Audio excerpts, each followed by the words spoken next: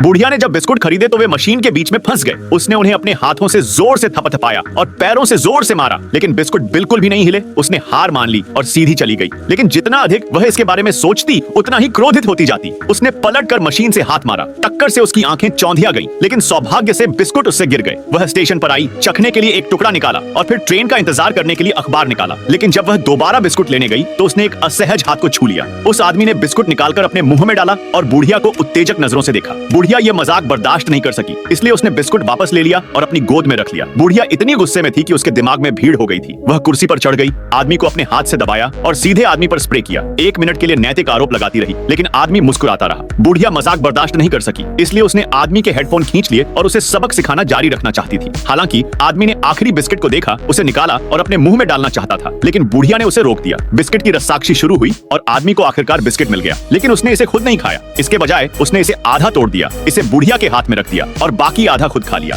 बुढ़िया इसे अब और नहीं रोक सकी। उसने जो बिस्किट अपनी जान देकर खरीदा था, उसे आदमी ने खा लिया। उसने गुस्से में पर्दे बंद कर दिए, लेकिन इस समय वह यह देखकर हैरान थी कि उसका बिस्किट अभी भी उसके बैग में था। ये पता चला कि कुछ समय पहले जब वह स्टेशन पर पहुंची थी तो बेंच पर पहले से ही बिस्किट का एक डिब्बा रखा हुआ था, लेकिन उसने उस समय इसे नहीं देखा और गलती से सोचा कि यह उसके अपने बिस्किट हैं। बूढ़ी महिला ने बेंच पर रखे डिब्बे को देखा और आखिरकार उसे एहसास हुआ कि यह एक गलतफहमी थी। उसे बहुत अफसोस हुआ, लेकिन ट्रेन आधिकारिक तौर पर शुरू हो चुकी थी। आदमी खड़ा हुआ, डिब्बे को कूड़ेदान में फेंक दिया और धीरे से मुड़ गया। कहानी यहीं खत्म हो गई।